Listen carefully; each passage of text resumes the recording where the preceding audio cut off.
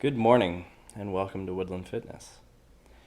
So, last week we talked about the energy balance model, which I said that we were going to continue on.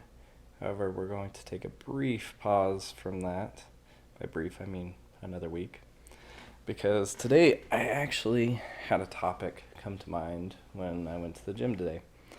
By come to mind, I mean that I ran into a friend at the gym, and while we were talking, this idea came into my mind and decided that I needed to change my focus this episode at least. In the future, we will continue the nutrition discussion and go more in depth in that. However, this conversation that I had when I ran into my friend at the gym, my friend has seen a major drop in his strength over the last 5 to 6 weeks. And I guess I really haven't told you a whole lot about my background yet, but over the last 6 years, I've been a radar mechanic. What that means is that I have done a ton of troubleshooting. And so when someone presents a problem, I usually go straight into troubleshooting. My mind jumps straight into how I can best help the person that I'm talking to. I immediately start asking questions to kind of figure out which route I should focus on to help that person make progress again. If you're one of my friends, you've worked out around me, and you've complained about anything about your process in the gym, you know that my immediate reaction is to start asking you questions so I can give you advice. It's not always the reaction that everybody wants, because sometimes people just need someone that they can talk to. And that's actually one of my favorite things about my time as a personal trainer, is that I've had the opportunity to build relationships to the point that people trust me enough to open up and tell me things that they probably wouldn't tell other people, things that have been weighing heavily on their minds, or things that are important to them. So back to this conversation. Over the last 5 to 6 weeks, he's seen a huge drop in strength, and so I immediately started going into my usual questions. How well are you sleeping? Have you changed your program recently? Are you on a cut? All these different things that might lead to drop in strength. Before I really got into any of those questions, he actually kind of just gave me the answer, because I think in all reality he knew what the reason was. And the answer was stress. And so I was like, oh, yeah, absolutely. Stress is going to be a huge factor when it comes to stuff like this. And so I kind of wanted to go into more about some of the different types of stress that we experience and how those may affect us in the gym. I'm going to attack the last point first. How those affect us in the gym. When it comes to stress, our body doesn't differentiate between different types of stress. A lot of you have heard of eustress and de-stress. That's good stress, bad stress, to put it simply. And really what we get from those two different types of stress is eustress. We usually get some kind of adaptation. Eustress is what we're chasing in the gym most of the time. And eustress can lead to great results: strength, hypertrophy, better endurance. We can get all kinds of things from eustress. That is the type of stress that helps our body improve. De-stress is usually the things that take away from our performance, but those can be the same thing. Eustress is usually things that we're doing to help our body adapt. However, there's a line in there somewhere. And that line can depend on a lot of different factors, where that eustress becomes de-stress.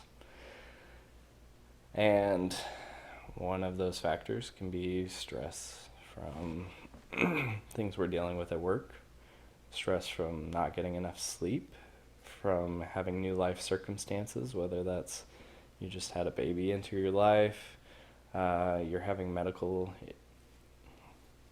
Okay, Let me backtrack because obviously medical issues will cause more complications than just stress. But maybe someone close to you is experiencing medical issues and you're feeling stressed for them. There's so many different types of stress that we can experience. Everything around us is kind of set up to give us some sort of stress. There is a lot of stress, and it's hard to get away from it. Now, to put it in terms of training, we can kind of think of stress as stress volume. So there's so much stress that we can handle, and that will lead to adaptation. But once we get outside of that range, we're not leading to adaptation anymore. We're overwhelming ourselves. It's too much, and we're going to realize that we aren't recovering enough from it. And so when we add in going to the gym and working out, we're going to notice that either our strength drops off, or maybe our performance at work drops off, how we handle our relationships drops off. There's so many different aspects that getting into that excess of stress can cause. And if it's the gym, honestly, that's probably the place that you want to see that rather than your relationships and your job. Depends on what point of your life that you're in. But our body doesn't really differentiate between those types of stress, and it's going to give somewhere. And if it's not in the gym, it's in how you handle your relationships and your job, or vice versa. So, when it came down to it, yes, the answer was that he had a lot of stress on his plate, and that it was affecting his performance in the gym.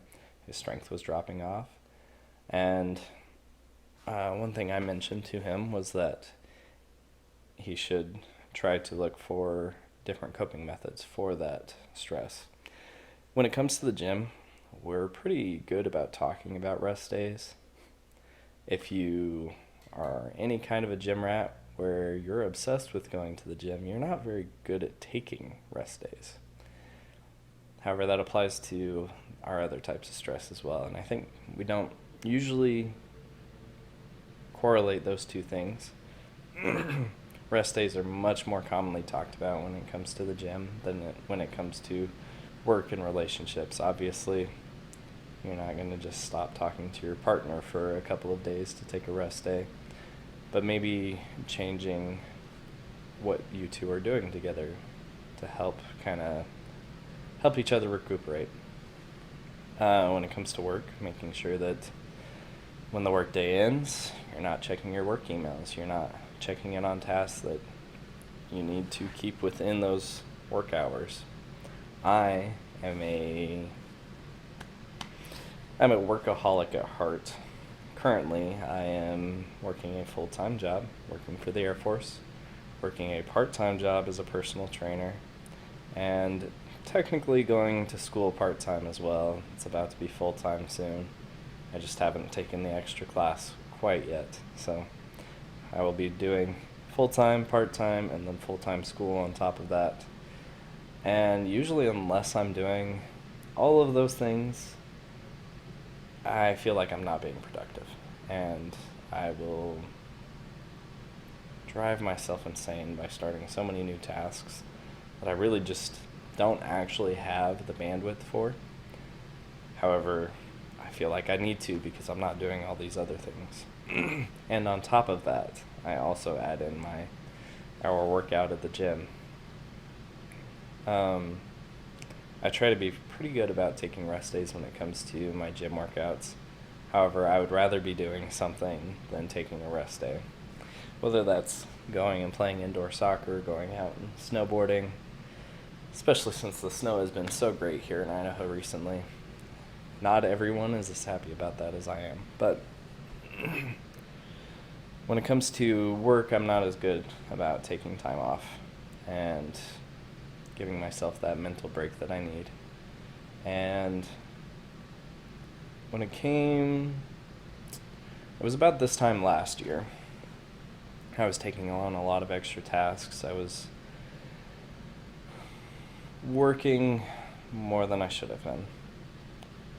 And on top of that, I had actually just recently started training in the gym that I'm still working at. And so I was working a lot, working far more hours than I needed to. And eventually it caught up with me. I was burnt out as could be and wound up with plenty of negative side effects to my relationships, my job performance, my gym performance. There were all kinds of downsides because eventually your body won't just give out in one area. If you continue to push in that direction, your body's going to make you take a break. It will put you in a position where you have to take a break from all of those areas. Some of those areas are more important than others. So, what we should talk about is different strategies for coping with that stress. Not just coping, but also reducing the amount of stress that we have in our lives. Something that I've recently learned is that as individuals, there's a large variation in how much cortisol each of us are adapted to have on a daily basis. Throughout the day, we have a range of cortisol that we have. Typically, what you want to see is a high spike in the morning, and it slowly drops off as it goes throughout the day, with the lowest amount of cortisol being toward the evening, so you can actually go to sleep on time. There are all kinds of things that can happen throughout your day that will affect your levels of cortisol. Obviously, stressors throughout the day are going to raise your levels of cortisol, and things that you do to de-stress will help decrease those levels of cortisol. If your levels of cortisol are too high in the evening, it will interrupt your sleep, which, as many of you know from experience, the interrupted sleep also leads to more stress. The more you sleep, the better, typically. Right. Things that we can do to help de-stress. Something I learned from another podcast, actually, is a breathing method that can immediately help you de-stress. The idea is that it will help you with acute stress. It's not a strategy to help you with chronic stress over time, but when you feel those really big spikes of stress, it is something that can help immediately ground you. And that strategy is actually a breathing strategy, where you breathe in twice through the nostrils and then deep sigh out of the mouth. So,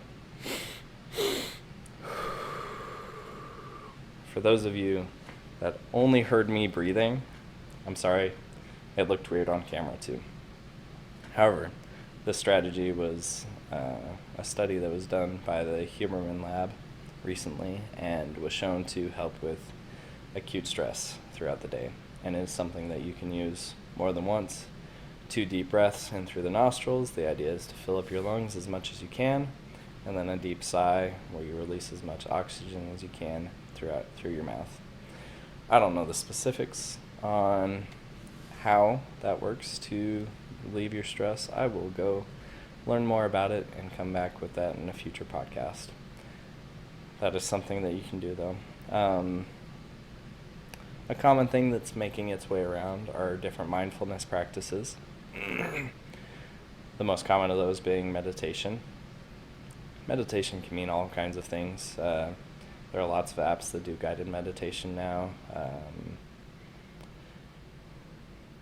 Meditation usually consists of some kind of breathing focus, and also kind of coming to terms with the thoughts that are going through your head, not getting caught up in each individual thought. That is my experience with meditation. I can tell you that I'm stepping out of my wheelhouse a little bit when I'm talking about mindfulness practices, because I start saying a little bit more. This is not something that I have very much expertise in. I have a little bit of experience doing it just for my own personal de-stressing, because I do find mindfulness practices to be helpful. However, it's not something that I'm an expert on, nor am I very good at giving advice to other people on.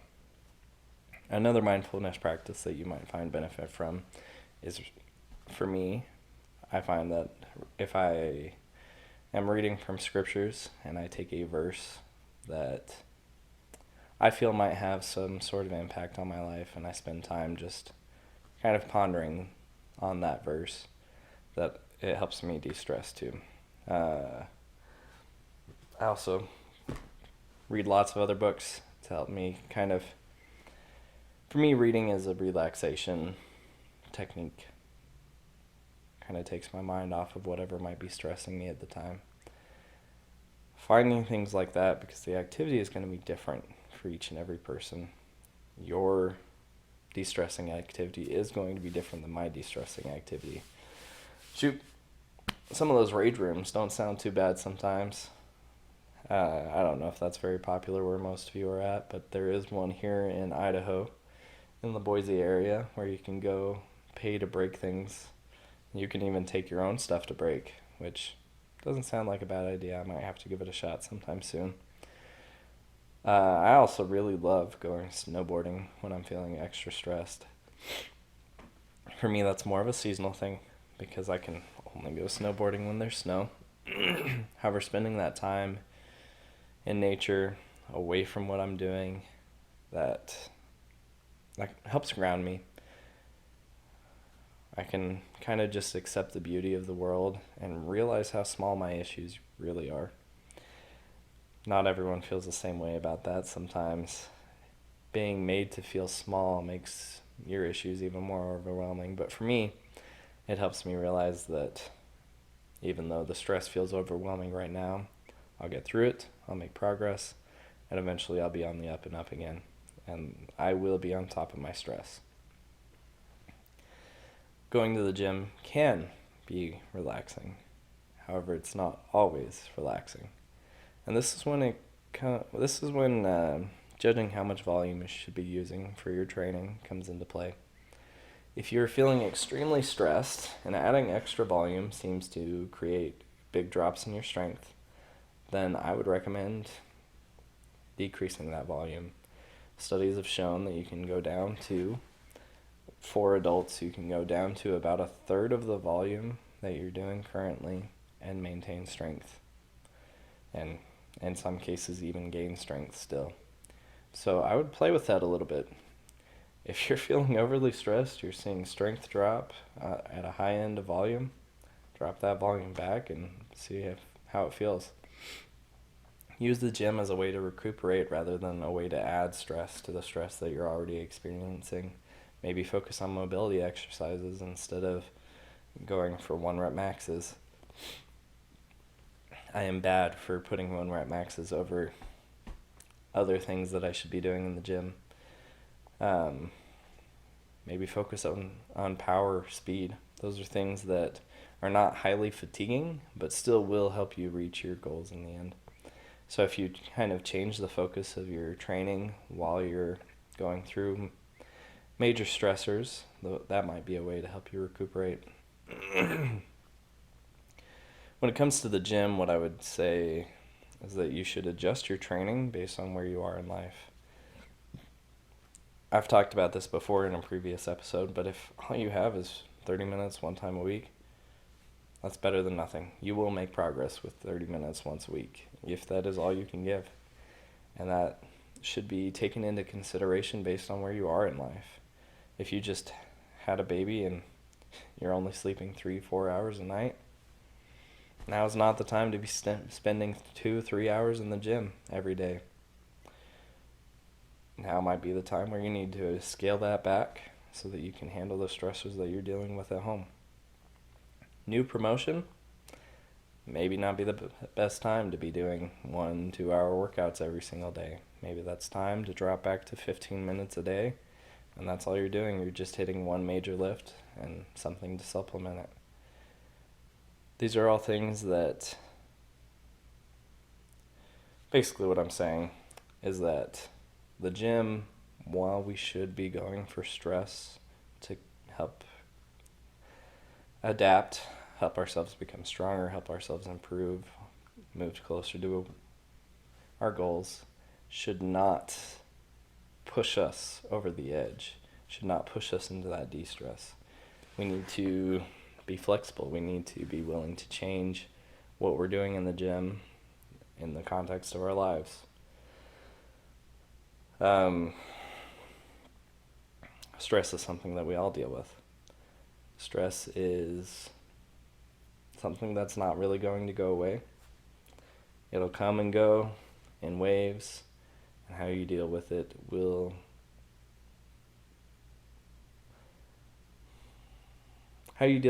affect how you perform in the gym. However, how you deal with it will also affect so many other areas of your life. The gym isn't the most important of those areas. I am always going to be a huge proponent of weightlifting.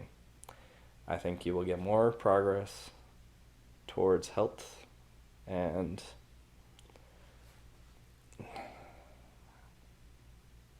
towards self-improvement through weightlifting. I think there are things that you will gain from weightlifting that you can't gain from any other exercise. However, I don't think that it should take away from your relationships or your job. I think that you need to figure out your best way to fit it all in together. Sometimes juggling those things is next to impossible. So, make adjustments where you need to. Drop to those 15-minute workouts. Drop to those 30-minute workouts. Lower the weight.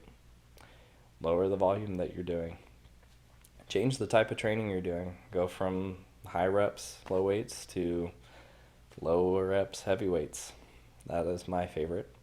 Or do vice versa.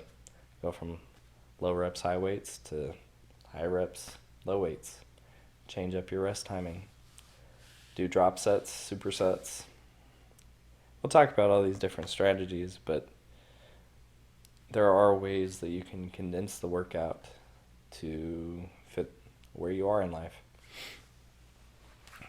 Now, we've talked about some strategies that might help with stress.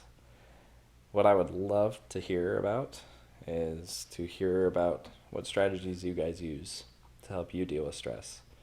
Please drop it in the comments below here on YouTube, or if you're listening to me on Spotify, I would love to have you reach out to me on Instagram and let me know what you use. I will be sharing the different things that you guys use to help you deal with stress, because I think hearing from other people about how you go about dealing with stress will help other people come up with ways to deal with their stress. Maybe you guys can help me come up with ways to deal with my stress. All right, until next week, y'all have